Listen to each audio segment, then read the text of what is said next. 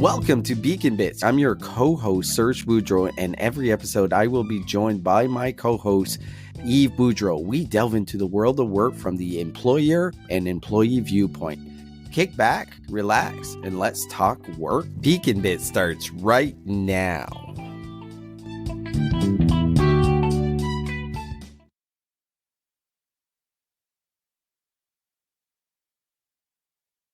Welcome to Beacon Bits. I'm your co-host, Serge Boudreau, and as always, joined by the not as good-looking co-host, Yves Boudreau. Yves, this is our last show before Christmas. Do you have Christmas plans? What are you doing? What's the Boudreau family Christmas usually look like?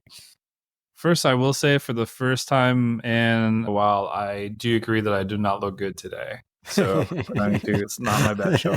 Thankfully, this podcast is mostly audio these days. Christmas, it's quiet these days. It used to be a big thing. We used to have a lot of families come over at our house to be music, to be food. We'd be up till 2 a.m. Now, either people have moved away or died. So it's a little sadder than it used to be. There's not, I don't have any kids. So obviously there's that element's different. Definitely changes the dynamics. So it's a little quieter. Usually, it's actually, I love it because it used to be so hectic. It'd be like five or six different visits. Christmas Eve would be like 3 pit stops in the evening. And then Christmas Day would be 3 different places. And you have to eat food everywhere, which is great. But then so it's a little quieter. I'm not complaining. I was going to ask why it's changed, but I guess you've answered that. Everyone in your life is dying, right? So sad. Yeah, it's a bigger deal in this Boudreau's household because having 3 young kids, and I've been shuffling the elf around every night, and I can't wait for Christmas Day so I don't have to do that anymore. I have like panics that I'm going to forget, which I have not forgotten. But my girls are extremely excited about Christmas, and it's going to be pretty quiet here too. We have like my parents-in-law coming for Christmas Day, and that's about it. But it's always fun. They're at a good age though, because I can buy most of their toys at like Value Village, and they don't know the difference, right? It's a lot cheaper. Take advantage of it, because I know nieces and nephews in my family, and this year it's like PlayStation 5s and like $100 gift cards here, $100 so that won't last much longer. No, well, I'm seeing it with my 9-year-old. She's asking for a Stanley mug as one of her gifts, and I'm like, okay, what like how old are you? What are you talking about? Like a Stanley mug is $55 for a cup, and why does it need to be Stanley? You're 9. Why do you care? To me, that's a thing. Good on Stanley, whatever they did, like whatever gold mine they landed on there, but it makes no sense to me. I don't get it. I hope everyone listening has a fantastic Christmas and going into the new year. I think 2025 is going to be a really interesting year.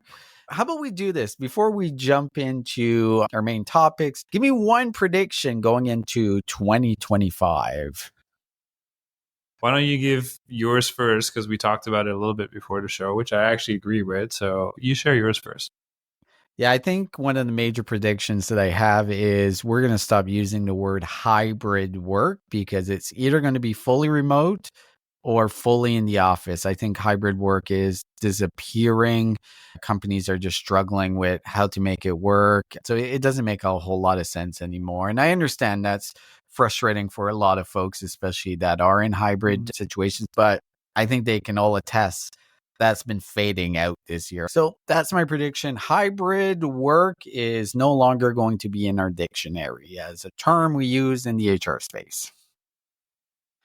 I don't think it'll be within a calendar year, but I think the conversation that you had will continue.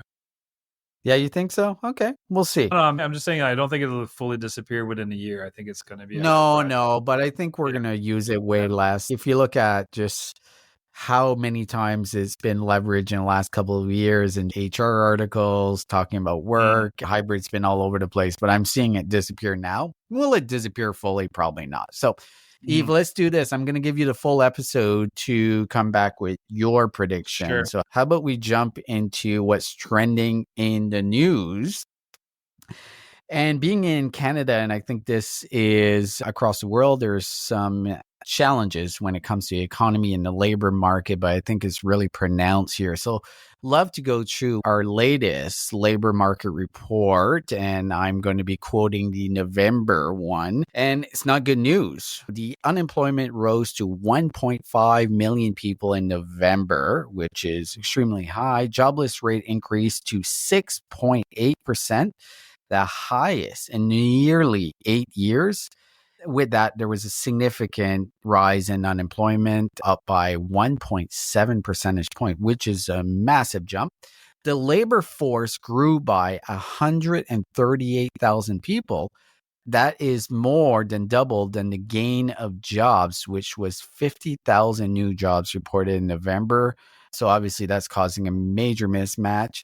We talk a lot about youth unemployment here in Canada and on this show, and that is still a major challenge, which has been the trend. Wage growth, we saw 3.9%, which has been the lowest increase since June 2023. Then if we look specifically at the sectors that the jobs are coming in, the goods sector lost 20,000 jobs in November. The service sector, which is not uncommon because we are in Christmas season, it gained 71,000 jobs and was led by wholesale and retail trades. Then, actually, this morning, our Canadian dollar, has just gone below 70 cents. So it's 69.5 cents to every American dollar. Then if we look at what's happened politically in Canada with our finance minister resigning before delivering the fall budget yesterday, there's a lot of turmoil happening in Canada. Seeing and hearing all of this, is there a level of optimism that we should have, or are we screwed, Yves? You're definitely showing up more as the Grinch than on this episode. Yeah, a lot to unpack there.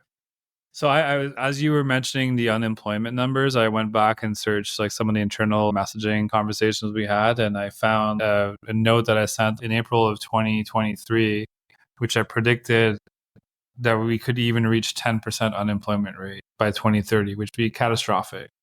And I said it because obviously you had AI, you had the downflux of post-pandemic where companies are shedding people because they're realizing that they might have overhired. But you see these numbers now, and I think you shared a graph, that the one you shared about the employment creation of the last 4 years in Canada, it's been mostly government. Like it's been all in every province. It's like net new job positions. And now government is looking, I believe, to cut like billions of dollars with different services and individuals. So those individuals aren't even impacting, those numbers aren't even accounted for right now in those unemployment rates. So what's the percentage going to be like before we hit rock bottom if we haven't already? I don't know. It's a little scary. Like I'm trying to find optimism. I mean, we talked about this in the past, like Canada has to shift gears. Like we have to be competitive again. We have no GDP. We have no real progress and innovation in recent years. And obviously having most of your employment being created through government does impact that. Yves, we've been talking about this for 2 years, maybe not on the podcast, because running a business in the job space, the sentiment that we were getting from clients was, hiring has slowed down dramatically. But then we would get the reports similar to this one and be like, no, we added a whole lot of jobs to the economy. But all of it was a mirage of just jobs in the government, and the public sector has really skewed the numbers. Like there's a shocking stat that came to me the other day, and it was showing how many people we have working in the Canadian Revenue Agency and how many active military folks that we have.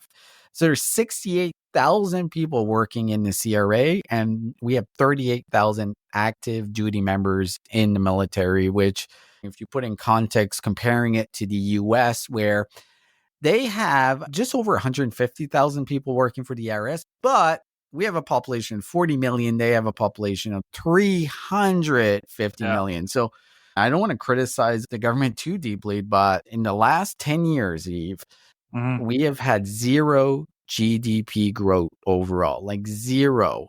There's been no growth in the last 10 years in our GDP, which if you compare to the US, where they've gone up around 40%. And you combine that with our dollar just sinking down.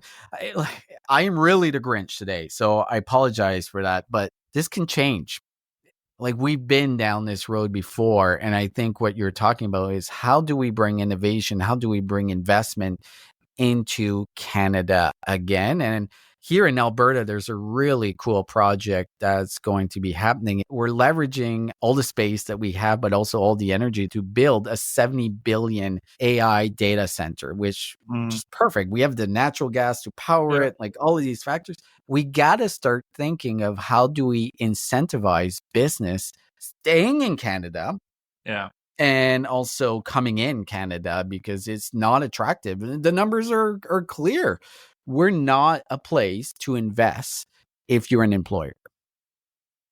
Historically, I don't want to get into politics, but there's clearly something that needs to give here. This is not, there's almost nothing positive to point to in terms of where we are as a position. Like you said, our Canadian dollar being where it's at, the lack of GDP growth. Like, Canada is big. We have a big footprint on the world, but we don't have the same economic engines that the US has. And so we have to leverage our strengths, and it just feels so messy. Like, everything feels counterproductive to what we need to do. Even when we go back to some of the capital gain exception changes that were made in terms of the impact that has on the investment side. For the first time, I always felt like I kind of get a sense of where things are going, and I'm holding on to the safety rails of this roller coaster we're on right now a little bit. And if you remember, you and I, we sounded the alarm. I think it was even the end of 2022. If I remember correctly, we said, hey, like, there's some signs that this is starting to slow down. There are things that are happening. And again, all the reports were great. And then we kept seeing the signs and kept going, like, how come this isn't a bigger conversation right now? And here we are. And it's a little scary, because every year we would go, oh, it'll probably get better. At the end of this, like, next year, we'll probably start picking up again, because you don't usually see these super long drawn out cycles. But arguably, we've been in a recession for the last 3 years, and who knows how many more years we have until we're out of it. What do they call it? A silent recession. And I think that's been the case, because a lot of it has been, like I said earlier, mirage. Like, all these jobs being created are not real jobs. Obviously, we've seen a lot of immigration into the country, which we all agree is needed as far as population growth. But the challenge is, we have not kept up in job demand, market demand, housing demand. All of these have not correlated. It's just been poorly managed. If it was a business, Canada would be in a really tough position. So no matter what the political party is in power, a fundamental shift in policy needs to happen to bring back investment into Canada. I think that's the only solution right now. Like, we have to look at everything, and how do we get more business coming in, and how do we create jobs outside of the public sector? A quick note on the wage increases. I'm not surprised, because inflation is a little bit more under control. So I think there's a bit less pressure on employers. And also the competitive nature. We talked about this before. It's very much, again, an employer favorable market at the moment. Yeah. And I'm getting grinchy too, but I don't see that reversing anytime soon. No, I definitely think it's going to be an employer-led market for the next 3 to 4 years, which is going to put downward pressure on wages. So I agree. I don't think we're going to see an inflationary wage increase in the next couple of years like we saw during 2020 to 2022. But it'll be interesting to watch. So overall, let's not be too negative about what's happening right now. Let's trust that it's going to change. And the only thing we can do is control what we can control and try to advocate for what's best for the country, and then we'll see what happens. I want to say there are some people making money, because as we were talking, Ben just sent me the change in net worth of the world's wealthiest people. And Elon Musk year to date versus last year, he went up by $245 billion. So there are some people that are somehow making a lot of money. And that's how it should be in some ways. If you can drive value to the marketplace, you should be rewarded. And I don't think we consider that enough in Canada. But how about we jump into the next trending in the news? And Walmart recently made an announcement that they're rolling back numerous DE&I initiatives The changes include no longer considering race, gender in supplier contracts. They're halting racial equity training and withdrawing from LGBTQ friendly rankings. Walmart also stopped using the word DEI in communications and ended funding for its Center for Racial Equity that was established in 2020. And saying all of that, it's not like they've completely given up. It's still a focus for the organization because they continue to increase representation of women in management, and they have maintained their gender affirming care coverage under employer health plans. Obviously, Walmart being the biggest employer in the world, I think, don't quote me on that, but I think they're definitely up there, has raised a lot of eyebrows of this change. And I think it's a trend that we're going to continue seeing. This might be the end of what I call performative diversity, equity, inclusion, where we just mention these programs. Are they bringing any value to the organizations, to the people within the organizations? So there's a higher focus on what are the impacts can we make internally to make the changes that we need to be a very diverse workplace, but also see business results. What was your take? Are you surprised by this? I was surprised by how forthcoming they were, even though it's still going to be a priority and a lot of it will be top of mind in some aspects. I was surprised by just almost like the gutting kind of side of it. And I think it was like soon after Trump got elected that they announced it. So it was a little precarious that way, but it's not like Walmart was known as the world's employee of choice to begin with. So I don't know that I'm shocking if it was maybe another organization that had like a reputation for being like a really great employer out of the gate. And there's a lot of things that I didn't even realize they were doing when I looked at the list of all the things they were cutting back on. I was like, oh, that was actually cool and that's unique. But I guess what was surprising for me, it was the reaction.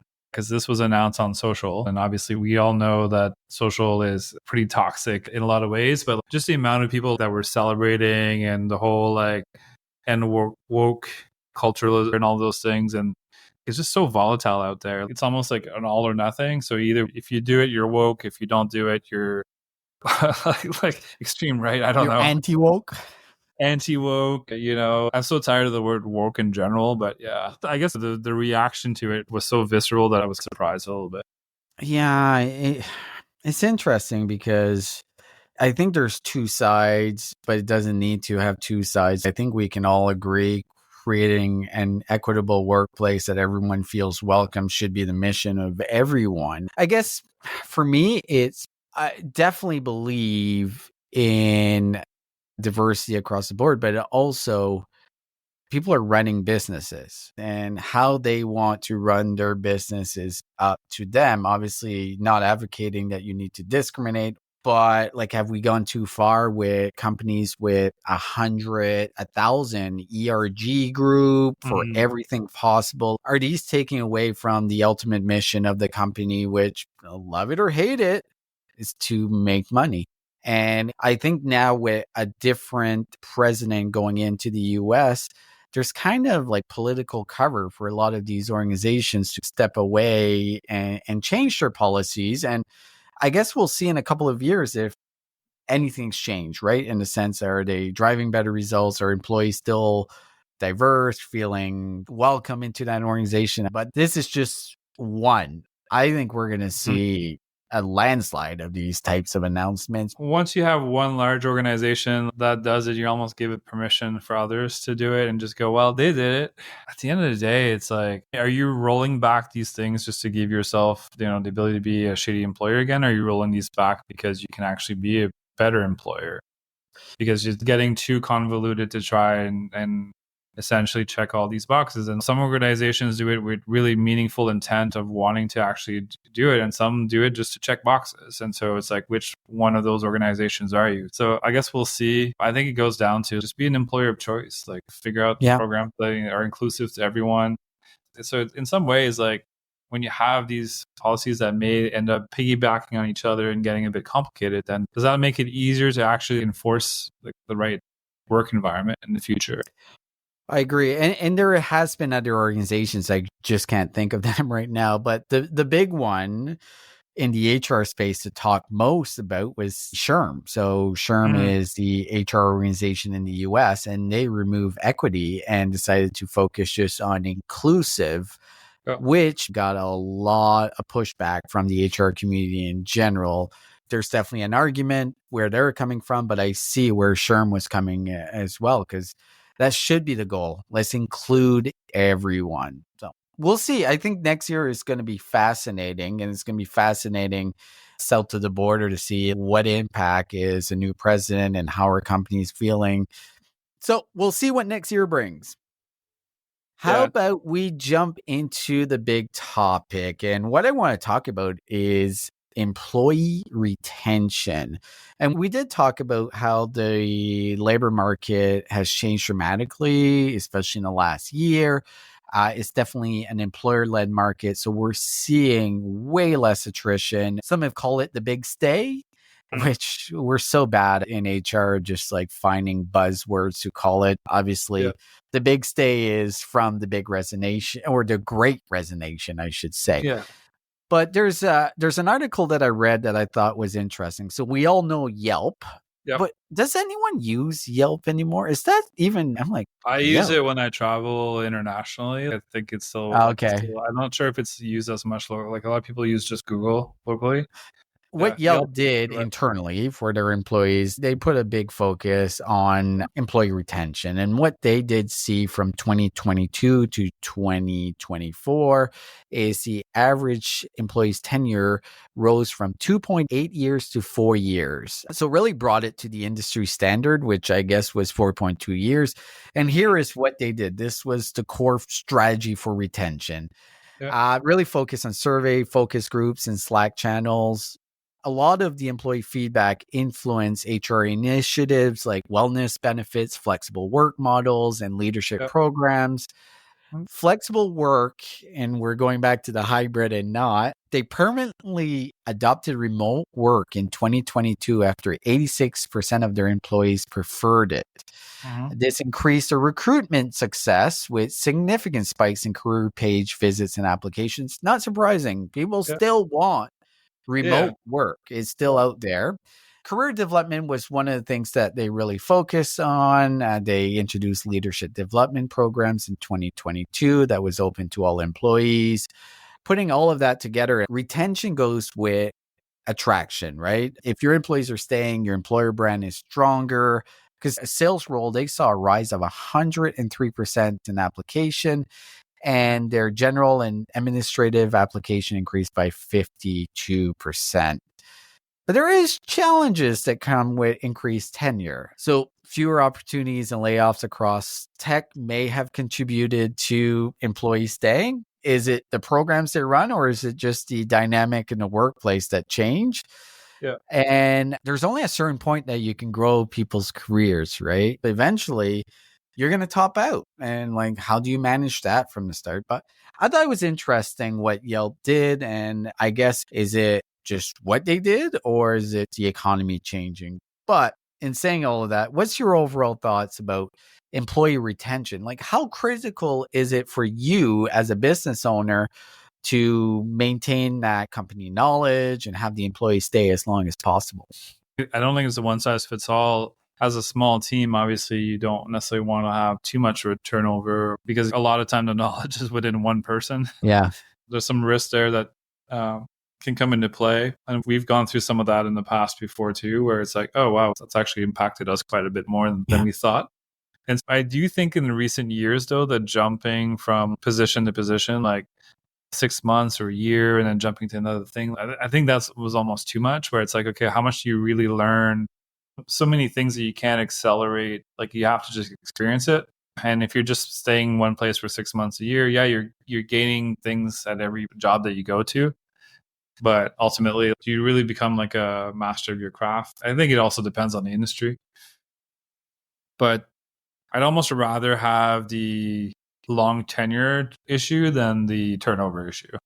Because the tenure issue, you can work with it, right? You can still make the changes that you need to make for the organization. But if you start losing good people really quickly, they move on to something else, and you got to start the process again. Like, I would much rather have people want to stay here. That's awesome. And eventually maybe there are people that you outgrow, and that's okay. And a lot of times they'll end up getting a better opportunity anyway. I do like the fact that they mentioned professional development. I do think that's absolutely critical, and it's been lost in recent years. Like, we have actually just enacted a new professional development policy at the office as well, starting next year, so we can start investing in our team a bit more again. Yeah. I think people will stay at companies if they feel that either their skills are developing, that it's not a toxic workplace. I agree. I think a couple of years ago, because the reason that we're jumping is just the money that was out there. Like, if I can jump jobs and make 20% more, I'm going to do it. Right. I think generally people right now want to stay put, probably more in Canada, just based on what the economy is and what's happening. But I agree. I'd rather deal with, I guess it depends how long, right? Like, in this world, seeing someone at a company for 20, 30 years, great for them. And I think that was the expectations of our parents. But it seems odd, someone being in a company 20 years now. I think like 4, 5, 6, 7 years is a good time to stay within a company, and is the expectation of the folks coming into the workplace. No one expects to stay 20, 30 years in a company anymore coming out of college. The other question I would have, like you mentioned, you said it in passing, is who uses Yelp? As you're talking, I was looking at some of their like revenue growth since they've been enacted some of these policies, and they are growing, but their quarterly growth compared to what they were pre-pandemic is much more. So yeah, maybe they are giving the flexibility of remote work and everything else, but is that at the detriment of other? Because if you look at the graph, they're not. It's not good. You know what? They're growing, but like the quarterly growth that they used to have pre-pandemic, it's a good business, I think, but I don't know that they're like in the world of Silicon Valley unicorns and hyper growth. I don't think they're in that mode, and that might be okay. They might just, hey, we're cool, we're just slow and steady, and that's fine. So yeah, that's a very good point, right? There's so many factors, like you mentioned as well. Is it like the product is no longer a viable product, has been supplanted by a competitor like Google, or is there something to this that everyone's working remotely, right? I don't know. And I don't think I was at their offices in 2015, and it was a cool company. It was, yeah. Yeah. And is it anymore? Like, does anyone get excited by Yelp? I don't even know if they have offices anymore. Like, I was there, they had a bunch of chefs, and it was the classic, all your meals were included. Everyone was working on couches and bean bags and just really cool. They were definitely the cool kids for a number of years in the Valley.